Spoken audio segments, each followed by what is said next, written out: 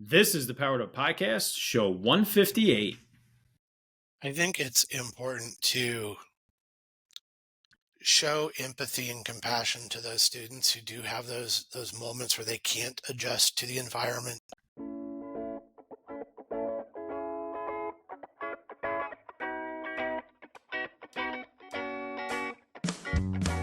Welcome to a real-world education with insight and advice from teachers in the game, where current and former educators reveal what truly sets apart the great teachers and what it takes to make a positive impact on students. Whether you're in pre-service learning, new to the game, or a seasoned veteran, this is the show for you. You'll leave feeling inspired to take action because we are powering education by empowering you.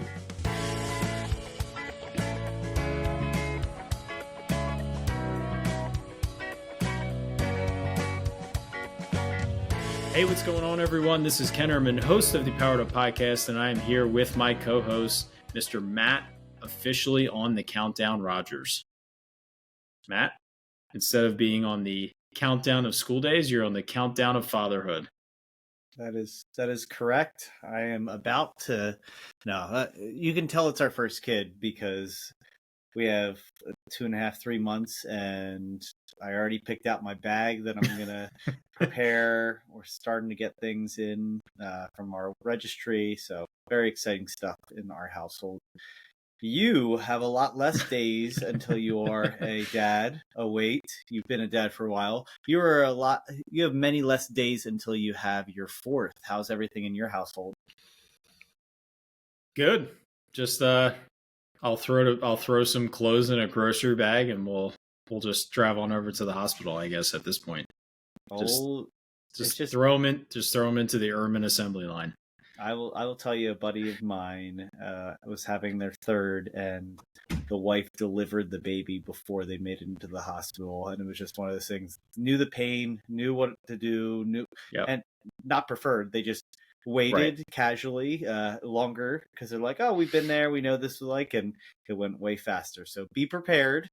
Yes, sir. And I'm sure Steph will have you in line and make sure, because she'll handle it like a champ, and she won't even need you, likely. Exactly.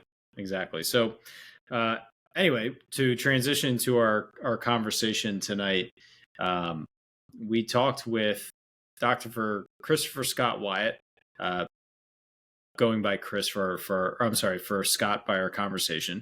And he opened up a lot about himself, about his experiences, about relationships with his own teachers, his own professors, and as well as his students and his own children now.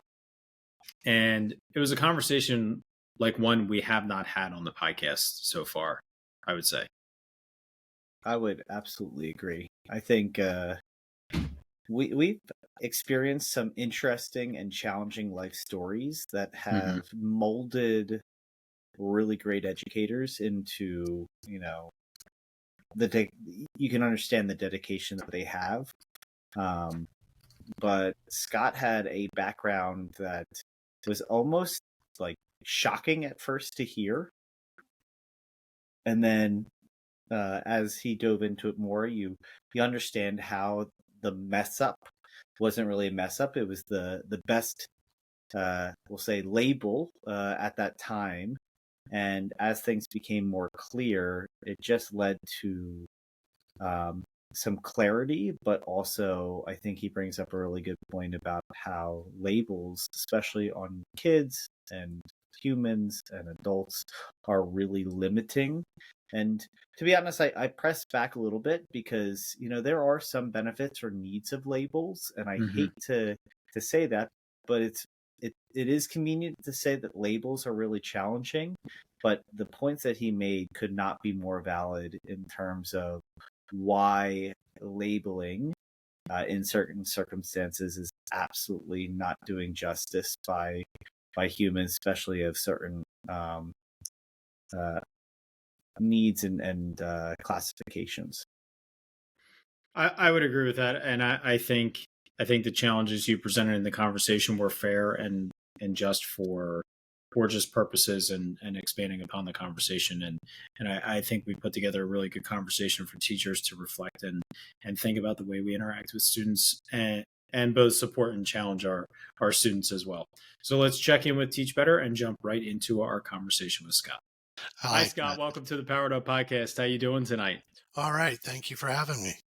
Absolutely. I'm really excited for this conversation. So start things off for us nice and simple. Please officially introduce yourself. Let us know where you're coming from and give us a snapshot of what your relation and your career in education has looked like. So my name is Christopher Scott Wyatt. Since 2007, I have been blogging and podcasting as the Autistic Me, which was unintentional. It began as a assignment for an education course as I was working on my PhD. They had a requirement that you do a blog and a wiki because they thought, wow, these are the new big things in 2006, 2007. So we started using Blogger in the class and no thought that it would ever go public. But what happened was because I was blogging about my diagnosis changing to autism from ADHD, OCD, and brain trauma, a lot of people jumped in and said, wait, you're autistic now. Gee, this is proof that there's an epidemic of autism. And since you're going to be a teacher, you're destined to fail. So there was a lot of response, and I thought, well, maybe I should shut down this blog now that people have found it on Blogger. But I ended up keeping it. So now here we are in 2023, still blogging as the Autistic Me. Rebranded the podcast to Perspectives on Neurodiversity because I'm trying to bring in more voices, in part because I am now a father all these years later. So now I have a daughter in middle school in 6th grade and one in 4th grade, and both of them are neurodiverse. And so I'm getting it from the perspective of having been a student, having been a teacher and being a teacher, and now having 2 children who are both in elementary and middle school. So my experiences with neurodiversity in education sort of cover the whole, to borrow the pun there, the entire spectrum of experiences that the autistic community has, the student, the teacher, and now the parenting of a student. It covers everything. Right. Can you walk us through that experience of, you said being diagnosed with autism at a later age while you were in, it sounded like your undergraduate or your graduate career towards education, thinking before you had ADHD and brain trauma. Just kind of like walk us through what was that, what led you to that, and just what was that experience like, both intellectually and more so emotionally, I would think. I have always struggled with executive function, time management, staying on task, not getting distracted. And it was a struggle through multiple failed attempts to complete my master's degree. I lost track. I think there were at least 5 attempts at a master's degree. And it didn't make any sense to me because I can learn almost anything. Give me a book, give me some time, I can learn almost anything. I can pass almost any test. And I was trying to figure out what was wrong. So I went to an educational psychologist who said, okay, you have ADHD. And that was in the 1990s. And I said, well, that makes a lot of sense. I can't focus to save my life. So I was put on Ritalin, and I still did not make it through that particular graduate program that I was in at that time. I went back into private industry, worked in industry for quite a while. And then I decided, no, I really want to be an educator, and I need to figure out how I can do this. So I was at the University of Minnesota in the PhD program, and I was struggling right off the bat. Again, time management, social skills, those things that matter. So the University Disabilities Services recommended a new neuropsych evaluation. So a neuropsychologist, they do the battery of tests that usually last 2 to 3 days. They also did a brain scan. They did other tests to eliminate other issues. The changes that occurred in the Diagnostic and Statistical Manual for the Mental Health Professions, the DSM, between version 3 and version 4 really changed the diagnostic criteria for autism, and it eliminated the cognitive impairment, which even before then had a much worse label that I think we all know, but cognitive impairment became the new label. But when it was evaluated in 2006, they said, well, cognitive impairment's no longer the defining criteria. So we would like you and your wife to come in so we can talk about what the new criteria has done to your ADHD, OCD, and brain trauma diagnosis. So my wife and I, in December of 2006, sat down across from the psychologist who then said, I believe you're autistic. And my wife was like, well, I knew that. It's not a shock to me. No personal, no people skills, no time management, rocks, has repetitive behaviors. You meet all the other criteria except being cognitively impaired. And so the psychologist talked to us about the DSM and that revision and said, welcome to the autism spectrum in 2006. I'm like, whoa, that's different. And that opened my eyes to how the labels we were using in special ed, which I was studying how special education funding works and how the rhetoric of special education works in policy. And what that really opened my eyes to was how easily the professionals change these labels. We now have the DSM-5, which is different from the DSM-4. And my own children have gone through this where their diagnostic labels change. And I think what that really tells us is that the labels we use in education, the labels that our students receive, whether it's learning disabled, dyslexic, dysgraphic, ADHD, which has also changed dramatically, PDD and OS, these labels shift. And as educators, we need to be aware that the labels assigned to children should matter less to us than the individualized approach that should be taken when a child has an IEP or a 504.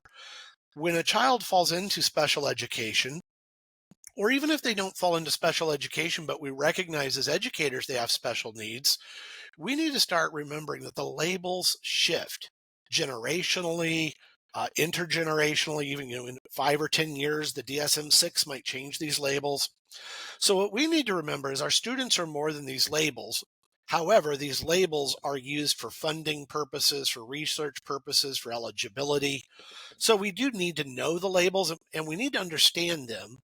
And yet at the same time, we have to make this conscious effort to tell the students, ourselves, their parents, their guardians, that don't get caught up on the label, because we know that this label is important right now, but this label could change.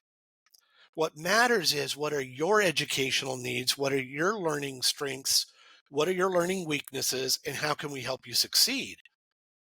And that's really important. So my journey in 2006 was really, here's a new label. Now, the old labels were not inaccurate based on the DSM of their time.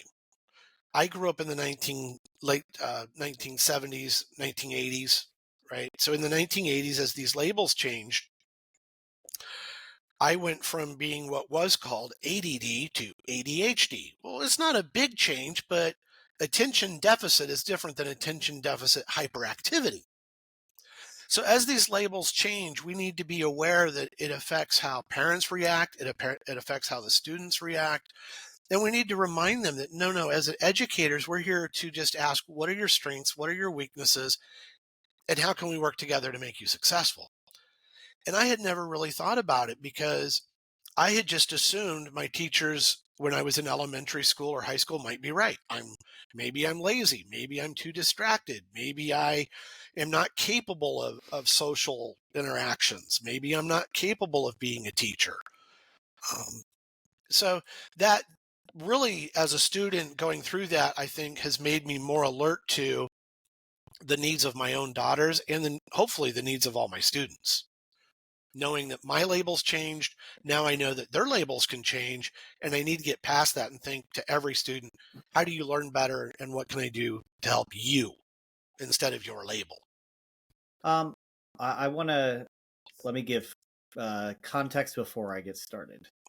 because I wanted you are obviously well researched, and I would love to just challenge you on this thought process.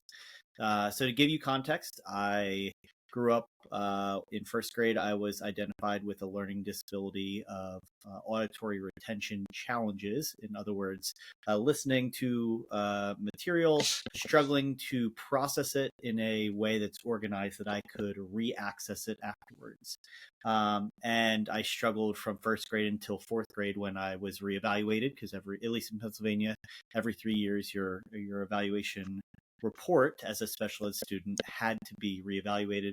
And at that point, I was qualified still as ADD, even though ADHD was the new classification, because I didn't exhibit the hyperactivity. It was more of the disorganization, executive functionings. But at that point, executive functionings wasn't a popular term yet. So, you can't classify it if it hasn't been invented yet. And I guess I have a few things to share. I then obviously went for, Ken knows this, I went on, and my life passion, similar to what sounds like from you, was to help students like me. And I went into the classroom to be a learning support teacher. And, 15 years later, I was a learning support teacher for 5 years, and then realized I could help kids like me in the regular ed environment before they would have to go see someone like me. So I moved to regular ed.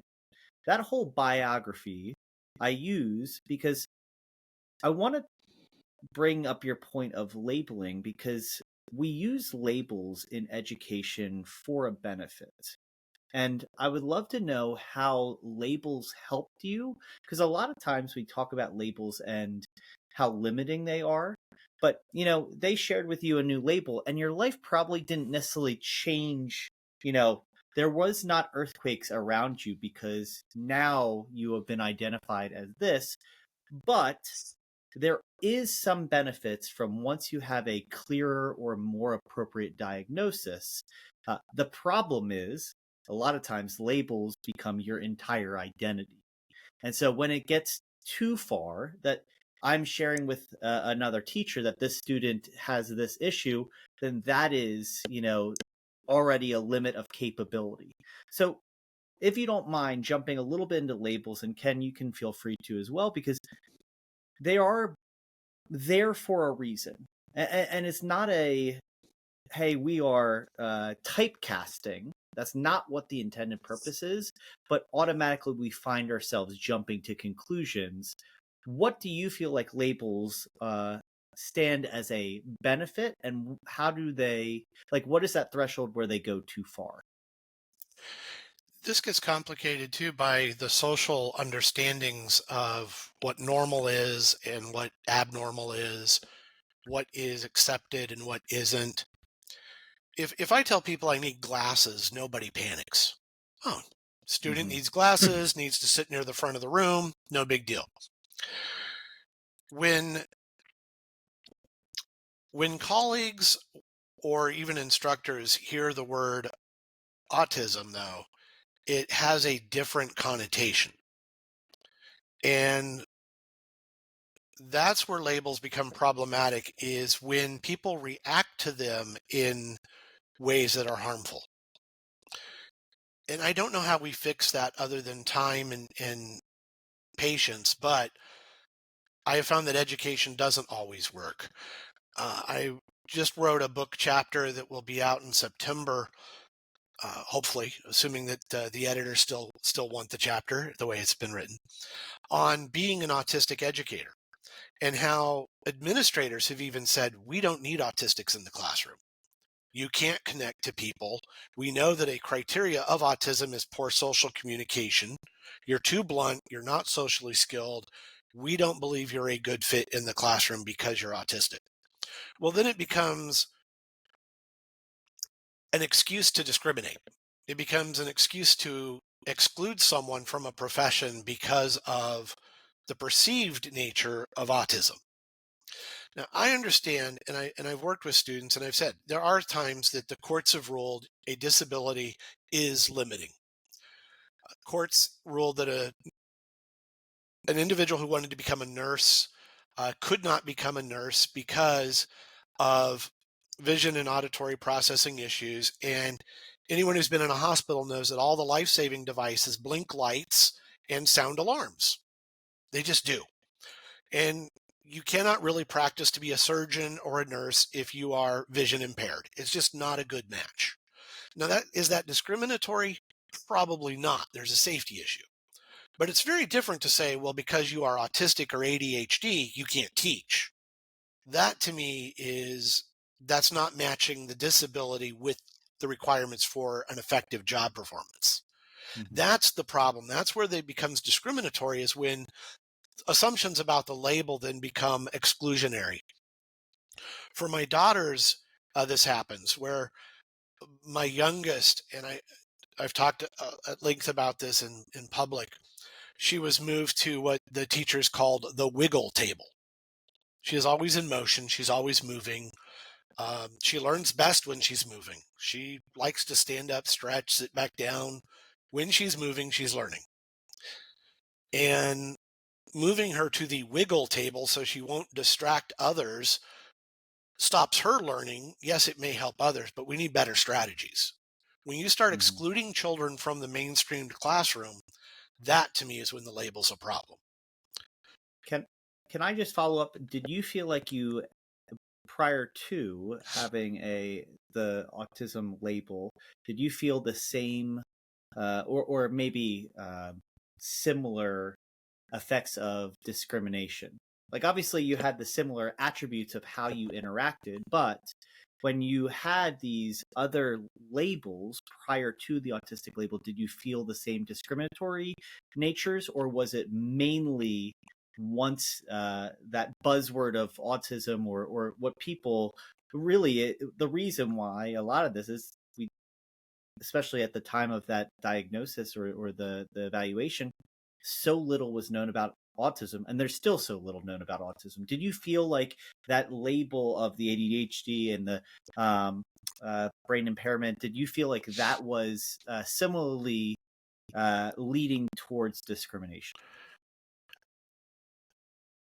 In the time period in which I was growing up, absolutely. And I will say that parts of this have to do with what was being taught in education schools. When we train our teachers, we knowingly bias them. That's what we do. We train teachers and we give them these ideas of how we're going to scaffold or how we're going to prep. And what we are doing for those new teachers, whether they are entering a second career in their 40s, or if they're new teachers who've gone from a bachelor's program into an ed certification program, we are telling them, here is the research on education, and here's what the facts are as we know them. So when I was growing up, teachers had been trained that brain trauma and physical disabilities often correlated to limited cognitive ability. Therefore, assumptions were made that I could not do the work. Mm-hmm. And what this led to is it led to being categorized as special education in one setting. And then when I was reevaluated in another school district, moved into the gifted program. And then once they realized that I had other challenge, I was in and out of gifted depending on the whims of the system and what they tested and what they evaluated on. So I would like to say that we have solved this problem, but really what happens is every school district in every state has its own priorities. And what happens is teachers and the administrators, the assessment team, they find what they're looking for, categorize what they're familiar with. And so if they're looking for gifted students, they will find those who test well. If they're looking for disabled students, they will find disabled students. We have this human nature is we find what we're looking for, and then that's because that's what we were looking for. It confirms our biases. And we say, oh, well, this student's disabled. We need, he goes into the special ed classroom. If we, this is where the twice exceptional student, which is not a great phrase, but the two E's, where they're both physically or otherwise disabled, intellectually, cognitively, whatever it is, they're different, and they're exceptional test takers or learners. they can end up being bounced back and forth by programs that are each looking for a different thing and staking a claim on that student. It's something we all do. It's just in schools, I think, it can be far more harmful uh, than if we just mainstreamed and accommodated to the best of our abilities. This pulling out and resegregating, retracking, I think, is often problematic. So when I was young, I faced one set of discrimination. Do I think the discrimination changed when it became autism? Absolutely. Unfortunately, it was almost like it was contagious. Nobody worried about me being contagious before it was autism. When it became autism, it was like, oh, gee, you're somehow, every horror story that you could imagine was shared.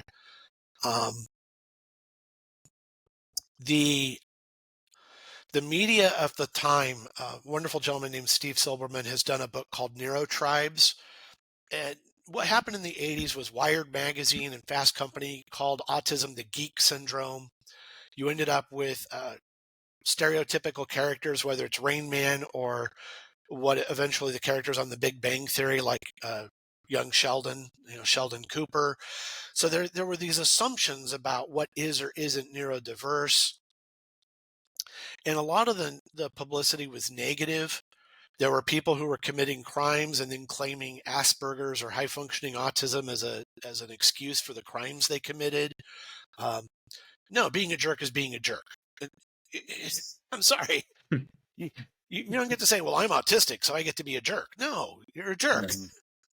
And so what happens when people say, oh, well, you're autistic, the first thing they say is, well, you can't be around students. You're going to say something, I watched Big Bang.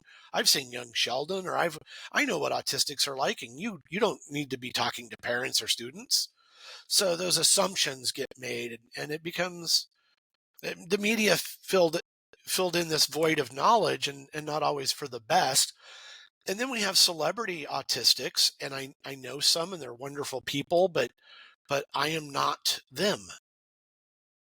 We are not each other. We're all different, regardless of our disabilities or our differences, however you wish to describe it. Like I said, I wish I could say that the discrimination went away or shifted.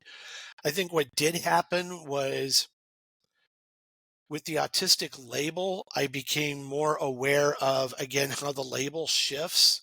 And I became far more aware of how that label is going to affect my daughter. So as a classroom teacher, can you just clarify what you teach? I don't think you said it in your intro. Oh, sure. I teach communications courses at Texas A&M University full-time. So I am not, I'm what they call academic professional track. Right. So even though I do research and publish and all of those wonderful things, I don't get the course reduction for it. Got it. I don't get the perks of being, a full professor. Right. So I still do the work. The courses I teach then are business communication. I've actually taught public speaking.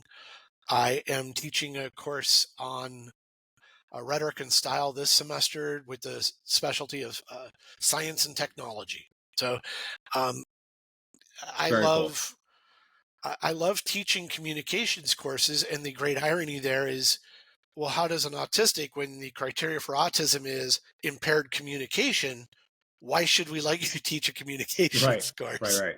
That makes sense. So as a classroom teacher, we have students that have diverse backgrounds, be it socioeconomic, just their home life can be a very diverse experience, and then also their needs as learners. And so as a classroom teacher, you're going to have, if I'm a secondary teacher, I have multiple classes, so I have hundreds of students. If I'm a self-contained elementary teacher, I have the same 25, 30 kids every day. What would you recommend to teachers to help them understand and learn how to best support their students, recognizing the legality of IEPs, the legality of utilizing SDIs, but also not letting that document and the SDIs and the information in there, allowing that label to control our perception of the student before we even interact with them, and also our perception of what students are capable of doing. So where is that? How do we find that balance in providing the support that they need, but also not allowing that to be this container that the student has to live in?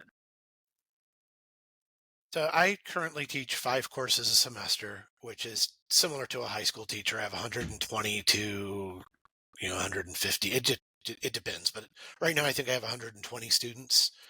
And for every teacher, what that does is it makes it very difficult to get to know the needs of every student. Right? I see a class for 45 minutes, and then I see the next class after whatever the transition period is to run from one building to the next, and then I see another 45 minutes of students.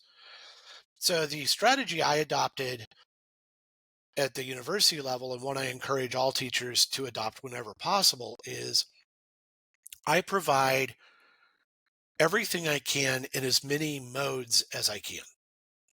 So by using multiple media, this really gets past some of the concerns of my students. So for example, I use the learning management system. At A&M, it's Canvas, but elsewhere it's been Moodle or Drupal or whatever it has been. Blackboard is another common one, D2L. Whatever the learning management system is, I make sure all my notes are there. I keep a Google Drive with absolutely everything on it. Any video I do, I post the transcripts.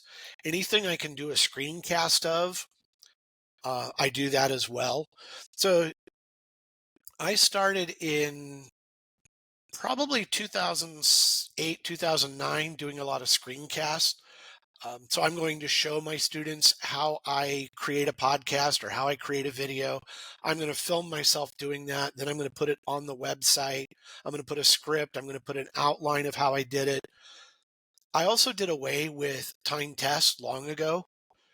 So now in disability services, which at the university we do have, in fact, I get a lot. I would say anywhere from 1/5 to 1/3 of a class might have an accommodation. And that is not atypical. That parents need to know that right now 20% of students in the US are eligible for some services, and depending on the state, it can be higher or lower, etc. So 1 out of 5 of my students on average, but it varies. I might have a class with 1/3 of them. Honestly, I don't want to sit there and go through that checklist for every student. Say, oh, well, this student gets 50% more test time. This student gets notes. This student gets video. This student gets closed captioning because of a hearing impairment. I just do it all for everybody and let the student decide what they need. Now, we can't do that at every level, but I wish we could. I wish we could sit there and do that. Take everything and put it as notes, as video, as audio. And when I'm giving a lecture to students, I tell them, if you need to draw while I'm talking, that's fine. You can go back and listen to me on audio. Now, the audio is recorded outside of class because of FERPA, I can't have students on the audio. And that's a very common issue, especially K-12, where FERPA is even more stringent. So I re-record my lectures so they can get a clean version of the lecture.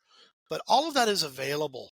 And I know it's time consuming for teachers, but in my dream world, every K-12 school and every university would tell teachers, we will give you additional prep time, we will give you additional funding, so you can have audio, video, lecture notes, slides, whatever you need for any imaginable student need.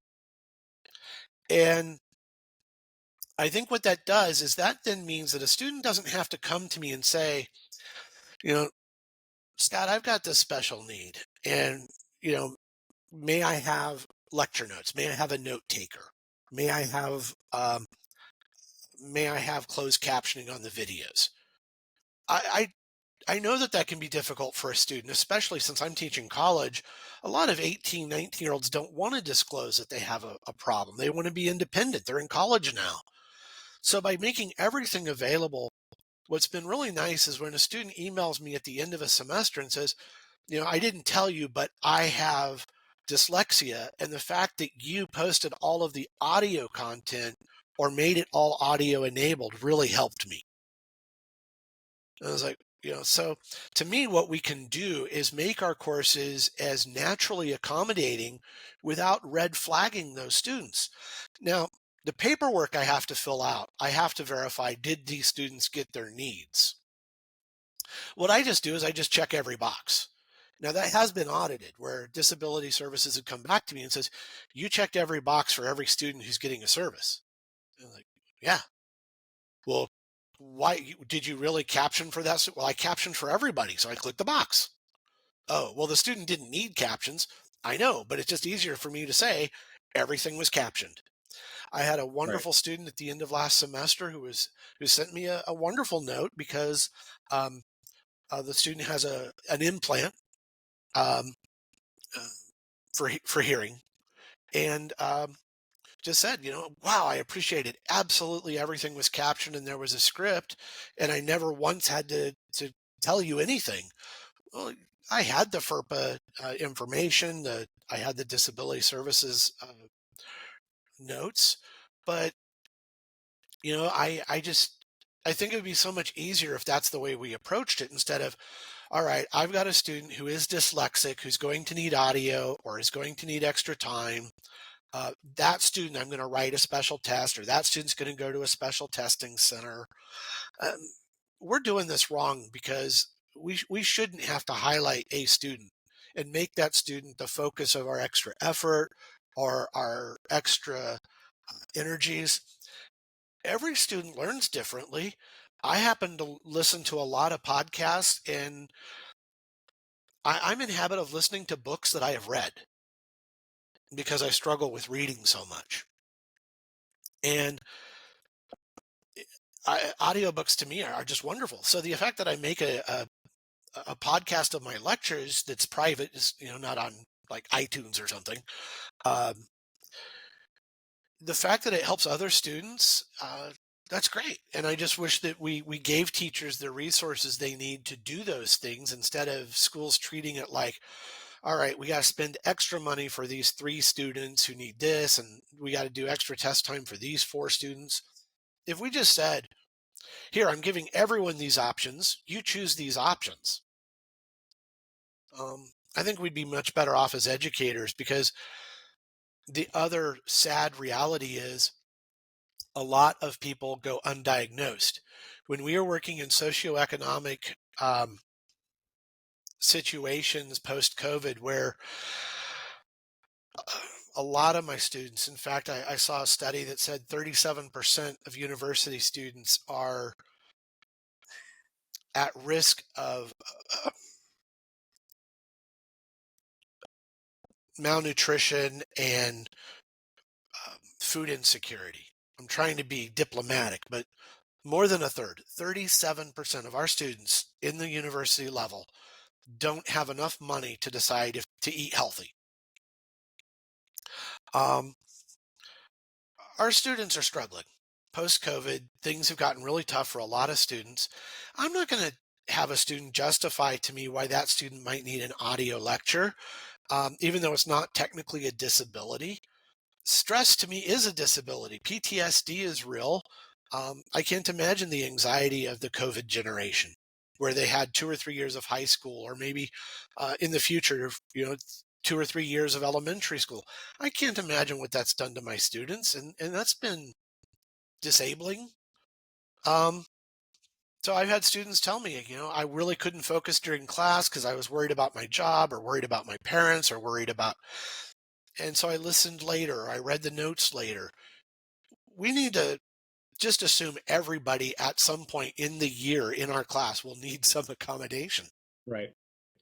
Matt, you have often talked about how good teaching is good teaching, and how STIs are typically just a legal recognition of good teaching strategies that we can use on a daily basis. And Scott, that's kind of what you're alluding to. Matt, what are some of your go-to strategies that you use in the classroom that are probably on all of a lot of the SDIs in your classroom, but they're there regardless, and you don't need to look for them because it's just good teaching that helps all your students.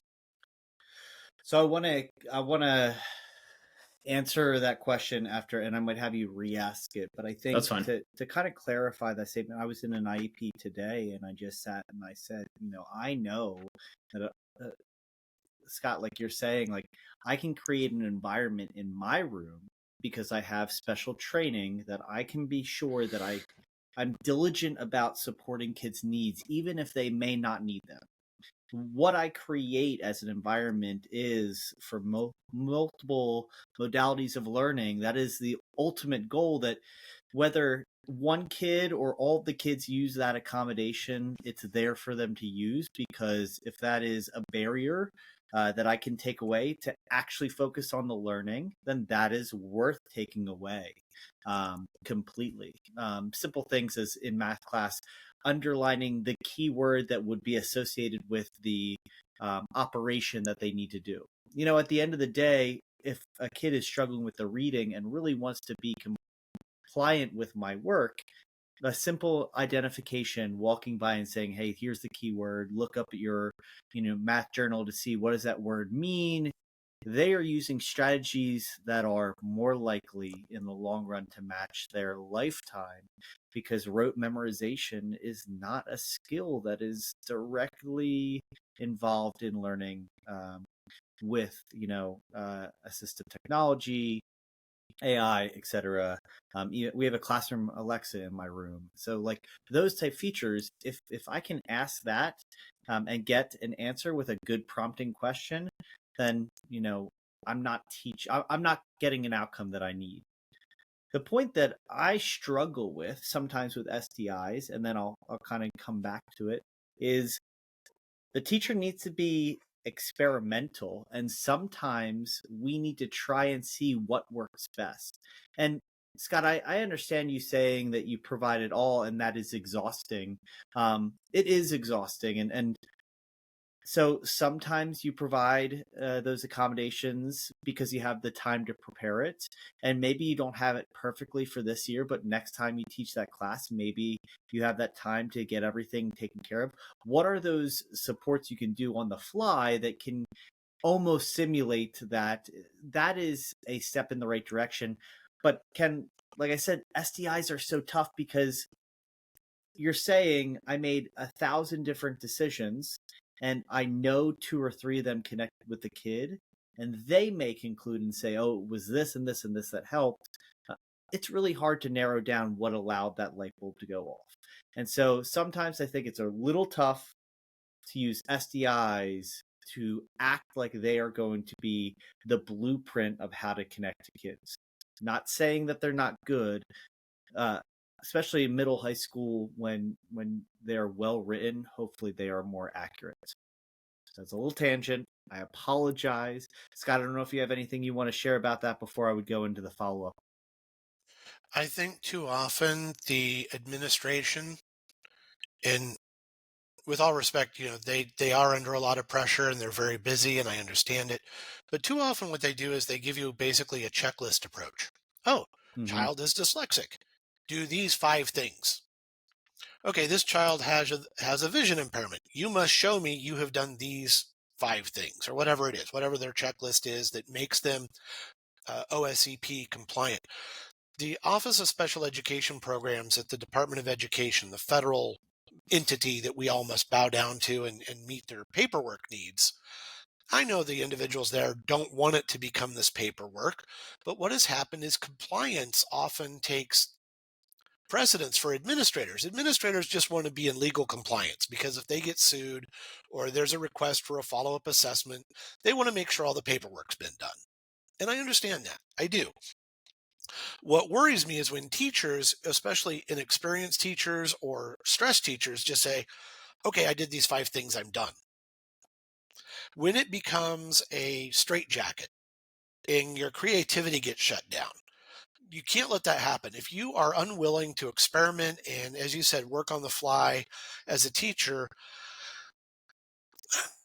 I it breaks my heart. It just breaks my heart when a teacher has reached the point of, I did the checklist, I delivered the content, I'm sorry, I'm tired, I'm done. Well, then your administration's not supporting you enough, or something else is wrong. Now, I Mhm. understand that there was a lot of burnout in the last few years. I've watched it at the university level around me, but you can't give up. You just can't. And you can't just say, I did the checklist, I'm done. I did the requirement, I'm done. We went to the IEP meeting. We did our 3-year reevaluation, whatever. I think that's what concerns me, is when these accommodations become a checklist for compliance and you're meeting that, and the teacher's not willing to say, I did the checklist, but this student um, who has this problem is is not performing. So there's something else wrong. No, the the challenge we have is that even with two people with the same exact eligibility may learn in two very different ways. And the accommodations may not be the best accommodations, even if they're on the federally uh, distributed checklist from the Department of Ed or from your state Department of Ed. Um, it just it worries me that teachers are so overworked right now and overbooked that a lot of them are just saying, I'm doing the bare minimum. I can't do anymore. I'm tired. I'm burnt out. And that's why I said, in my dream world, the administration would say, here's some extra time, some extra money, some extra resources. How can we help you make these accommodations available to all students? The downside of COVID was it revealed how many teachers lacked the technology skills to be providing accommodations to students for whom technology would have been really helpful. It revealed how many teachers did not understand how to use learning management platforms or Google Drive or OneDrive or Microsoft Word properly or whatever. It revealed, unfortunately, even in a department like mine, how many of the people did not know the technologies that we we that we expect to know. And parents were stunned. Parents were frustrated. They're like, what do you mean the teacher doesn't know how to upload the homework and doesn't know how to use Acrobat or doesn't know how to use a screen reader? COVID revealed a lot of our technology shortcomings. And for a lot of students, those assisted communications technologies are essential to their success. I want to kind of circle back, and Scott, again, feel free to chime in. I think when talking about these accommodations that we do, a lot of times the the the thing, or the way that I kind of perceive it, is what is the way that you can involve the learner in the discussion of what helps? Because too often it feels like it's the adults telling other adults what worked from the adults' end. And so trying to have that conversation with a first grader or a second grader is going to look dramatically different. But that span of instruction is often uh, very senses based. So it may be reaching more of the students naturally based off, physically touching the different materials and drawing and painting and, the soap suds on the table. And then we move towards this lecture base as we get older with the students, a lot of times because there's so much content to get through. And so, Ken, I know student-centered learning is a big portion. It is not a trend. It really is learning with accommodations built in. Like that is the definition. That's why student-centered learning is not going anywhere. And it's almost silly that we're parading that to be an skill. No, that is the origin of teaching. Student-centered learning, whether it is the kids being of age to be advocates for themselves, that's up for discussion. Can I ask my kids and say, as 11-year-olds, do you know how you learn best? No, that's a really tough conversation. Can we work on different things and say, hey, did this activity feel better or worse than this other one? And that self-acknowledgement, because I will tell you, and Scott, I don't know from your end, I will tell you that my sister was gifted and I was in the learning support classroom. Two opposite ends of the school. I was on a program that had dedicated adults to figure out how I learned best. And early on, I figured out what avocation I needed to do. My sister didn't do much more than exist in a classroom, and she was going to pass a class, and then got to the point where things got hard and she had no skills. Is she more intelligent than I am? Yes, I will come out and say she is definitely more intelligent than I am, but those skills caught up. And at a certain point, I viewed my label, I viewed my diagnosis as the single reason why I grew up to be successful with a master's degree. And, in the position I'm in, because if I didn't have that dedicated time where I was invested, I will also say my mom was a huge advocate to make sure I was being considered correctly. But I think in all this realm, like when we are trying to support students, you give them as much responsibility as you can. You give them learning in every method that is possible. You recognize that the end result, again and again, I don't know how many times I'll have to say it, the end result and the score on the paper, who cares? Grades are kind of made up. They're subjective anyway. Who cares what's on the report card? I have a few weeks until report cards are due, but realistically, it doesn't much matter. I can sit there and say, this is how much I worked, and this is the growth that I saw, and the reflection, and these features where the students are making those diagnoses and determinations on their own. That is what, when we're talking about accommodations, it's all about. Hey, you are paid to be a professional that comes up with ideas in the moments to match the facial expressions and body language of your students. That's what we do as educators, is we read the room and we say, oh, this is obviously not working. Let's try something else. And I think that is what we look at as educators as a really hard thing to pass on to other educators when, guess what? I'm teaching a class with 25 kids and there's no other teacher coming to watch me provide accommodations. And there's very few times that I get to watch other educators that I assume, as a big key, I assume they're good at providing accommodations because their kids do well. And I think that is part of it. Even in student teaching, it's so hard to express explicitly what you're doing. You're just doing anything in that moment you think is good for kids. That's what it comes down to. And two, we've spent a lot of time talking about how to best support all students and students. I like how you phrase it, Scott, with neurodiversity need or neurodiverse needs. But I think too, it's so important to look at where you can challenge them outside of their comfort zone, or almost in contrast to what they're supposed to be receiving support in.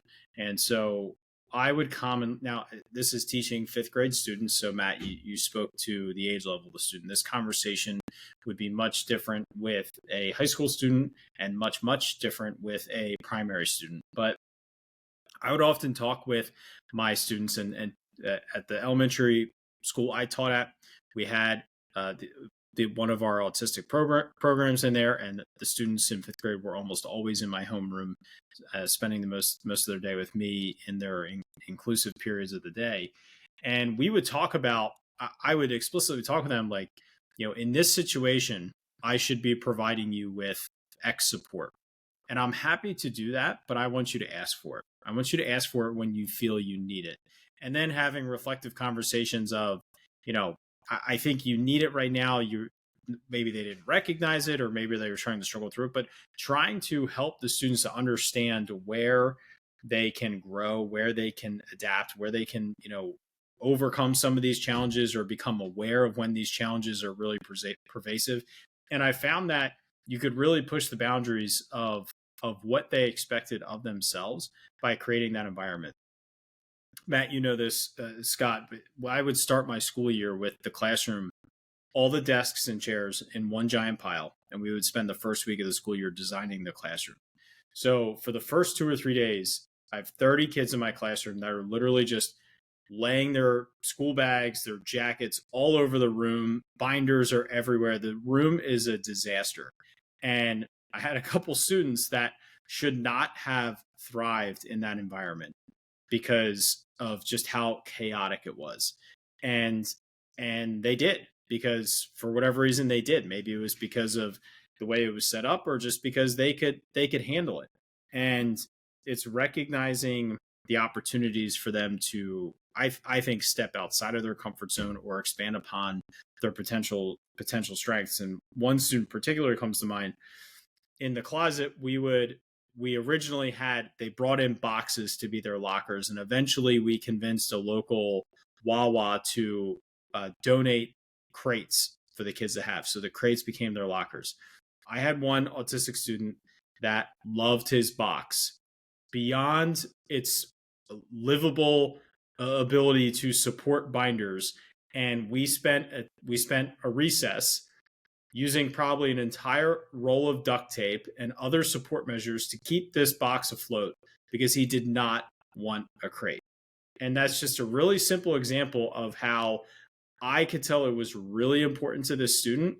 And there was no reason for me to say, well, the box, it's falling apart, you need to use a crate, right? It's knowing our students on a personal level, I think is so important for any student that we're working with, but especially students who are coming to our classroom with different needs, recognizing those needs, supporting those needs, but also using it as a platform to challenge them so that they hopefully are not as much of an important need for support in the future if they can learn to adapt or become aware, or any of those different measures. Do you have anything that you want to add to that, Scott, before we jump into our final exit ticket questions? I think it's important to show empathy and compassion to those students who do have those moments where they can't adjust to the environment. Absolutely. I have encountered a lot of issues in the last year with students who are literally falling asleep. It's not the figurative, oh, they're tired. No, I mean, they are so beaten down by what's going on. They are coming to class and falling asleep. They're working too late. They're taking too many classes. And in more than one case, students were endangering their success at the university. They could have been looking at being forced out of school, as juniors or seniors, close to graduation or close to whatever. And there's a point where I just sent an email to a couple of students, said, hey, we need to meet and talk. You don't have to agree to meet with me, but I'd sure like to talk to you about the situation in class that I see where you're obviously tired, you're burnt out.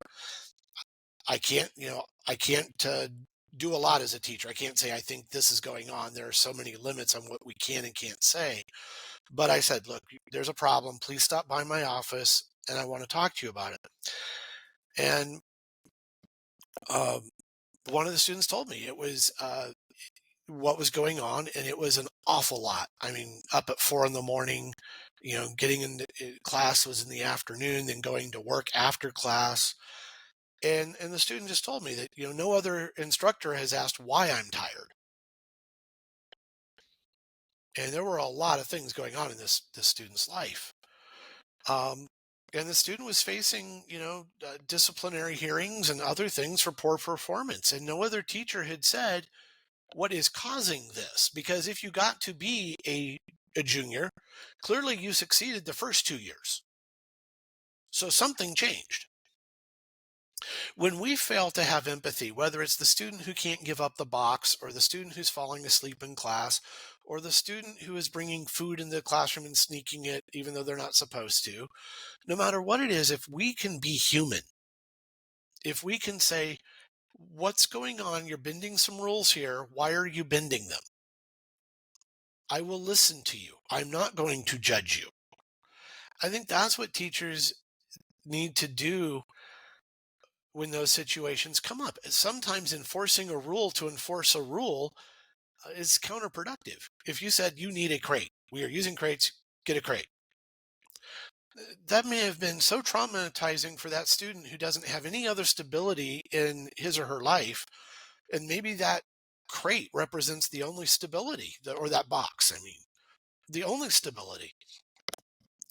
I have had students who have gone through the foster system. I've had students who lost their homes in hurricanes or whatever. And we never know where our students come from. I had a student who had escaped North Korea and went to Australia, then Canada, then the US, and ended up in my university classroom. And we never know what those people have gone through and what traumatic experiences have done. I think what matters is when we can be human and say, okay, you're breaking a rule, or you're not following the norm, you're not doing what others are doing. Do you want to tell me why? If not, that's fine. But I want you to know I noticed, and I want you to know I'm not going to judge you if you'd like to tell me how I can help you. And, like, sometimes it's a little thing, but I think being human for your students, it surprises them. They don't always think of us as human. They're the ones who see us at the grocery store and like, wow, you buy groceries? Yeah, What, teachers eat? exactly. And I think it's so important, like you said, that empathy piece, because if you take the time to discover it, one, you might realize that the rule should be bent in this situation, or two, you can help develop a solution, right? Even if the student needs to be held accountable to whatever type of disciplinary system that the rules are being applied, it still doesn't mean that you can just apply that and hope that it's going to change. You might need to dig deeper to find out why, to be able to support that student to overcome that challenge. So I want to jump into our exit ticket, which is the same 4 questions we ask every guest every week. Question number 1, what is the best thing a teacher can do to make a student's school experience better? Listen. Too often we don't listen to our students. We say we listen, we say we hear them, or we ask them an opinion, and then we move on. We tell them to be active listeners, but unfortunately, when you have 120 students or more, you may not be an active listener. And it's ironic. So listen. Love it. So, what is the best piece of advice that you've received, and may came from a colleague, a supervisor, or even a student? Oh, the best advice has come from students, always. The best advice always comes from students. And the best advice years ago was do away with tests. What are the points? The test format, as I believe you said earlier, Matt, memorization is not a life skill. If you're a musician, you're going to eventually memorize the scales because you play so often. I get it. Certain things do get memorized, absolutely. But memorization is not a life skill. I don't want an engineer who says he thinks he remembers something, so that's what I want him to look up the math and double check it. I want the surgeon to double check things. Unless you've done something 10,000 hours and all that, all that's been. But a student saying get rid of tests, they're not what we're going to do in real life. How about a project? And ever since this year, the project in one of my tech comm classes is going to be making an interactive novel with RenPy. I just think that listen to your students. And for me, the student saying do away with testing was it was a revelation. I was like, yeah, you guys, you're right. You don't need them. My department says I need them. What can we call a test? And record the grade as a test, but it's not bubbling in a Scantron. So best advice, get rid of testing. So we recognize that the school year goes in waves, that there are some easier times and then there are times that we're struggling to survive. What's something you could pass on to educators to help them power up through those moments of struggle? I am in one of those right now. Uh, Yeah. um, in Texas, I don't know about every other state, but in Texas, we are required to put our syllabi online by a certain date and our calendars and everything we're going to do. Everything. Because of public pressure to not teach certain subjects or to not do certain books or whatever you want to call it. So we have to make public everything we're doing. It is exhausting. It is so tiring to think of what might I say or might I do in class that I have to put on this syllabus so I won't get reported, or in my calendar so I don't do an assignment that wasn't already in the calendar. And you can't just say to be determined. That violates Texas law. So to get through that, what do? I remind myself that even if I have to leave stuff out, skip things, not do what I wanted to do, as you said earlier, I think, Matt, you were right about this. My class this semester may not be perfect. It may not be what I wanted it to be because of the pressures of time and administrators. But for most of us, there's a next time we teach it. And I tell my students, I'm going to make mistakes. This will not be perfect. And the next class will get better or will get different. Um, it's just part of life. As you do it the next time, it gets better. And someone will say, well, you've been teaching for X number of years. Yep. And every year it's going to be different. And different may not be better for the next batch, because not only do we go in waves with a cycle, but every class we get, it has a different dynamic. So what works for one class of 20 may not work for the next class of 20. And when it doesn't work, I just tell myself, well, next time we'll try again. There's always a next time. What is happening at the moment is going to pass. No matter how horrible it is, it will pass. That's great. So it's easy to fall into facilitating a repetitive classroom. What do you think separates the teachers who are the ones constantly seeking to change, innovate, and adopt new teaching strategies? Lifelong learning. We're learners. We're curious. Every year I try to teach a new technology or a new approach or a new something that I haven't done before. And I tell the students, I have not done this before. We will learn this together. And a lot of students assume I'm making that up. Oh, well, obviously Dr. Wyatt has done this before. And no, not always. I had a student, we were doing video projects, and the student said, well, as I said, overeducated, lifelong learner now. They said, well, you know this stuff. You have this degree, and it means that you know these things. No, the technology I learned 10 years ago is gone. Right? It's gone. I started off as a high school photography teacher. When is the last time someone went into a dark room? I don't know. Last time I can only someone went into imagine. a dark room, right? I mean, I knew about film chemicals and substrate, papers and enlargers. I tell the students, nope, I'm learning along with you. And that means I'm going to make mistakes. If you are afraid to learn, you cannot innovate as a teacher.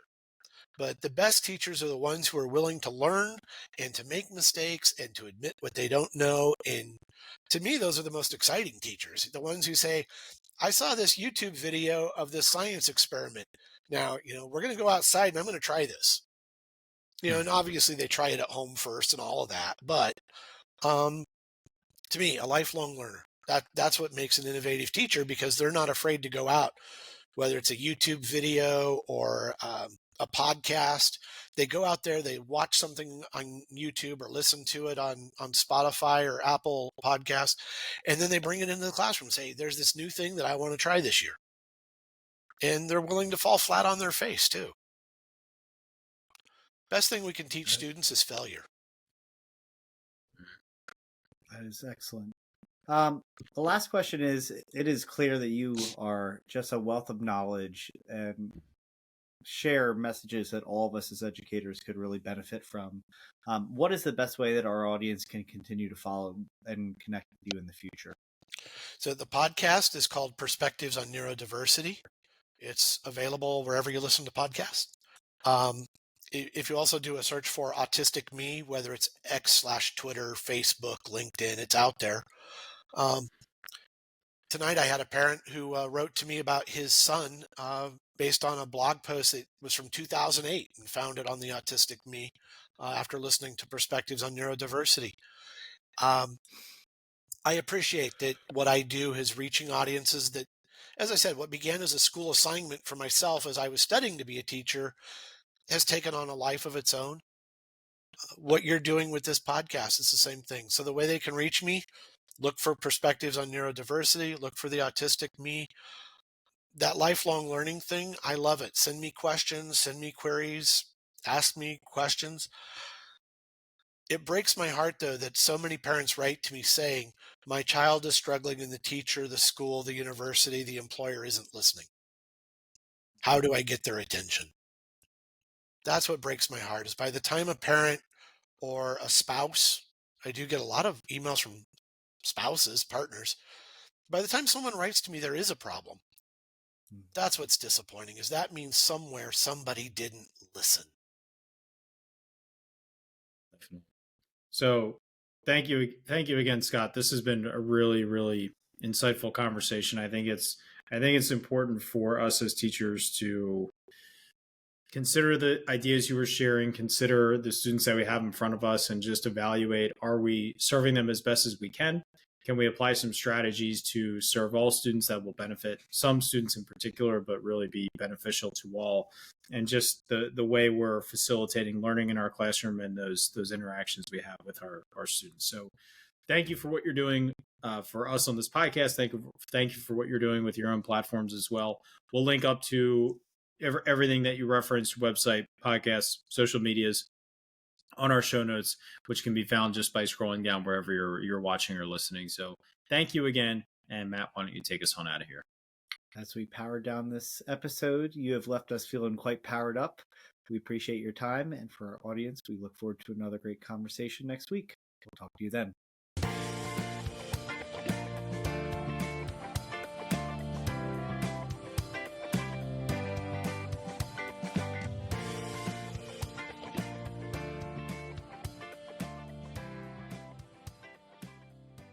Thank you so much for listening to this podcast. If you haven't already, please subscribe on whichever platform you're listening to or watching us on YouTube. Each week we get to talk to amazing educators who are making a positive impact on the lives of students, their colleagues, administrators, and education as a whole.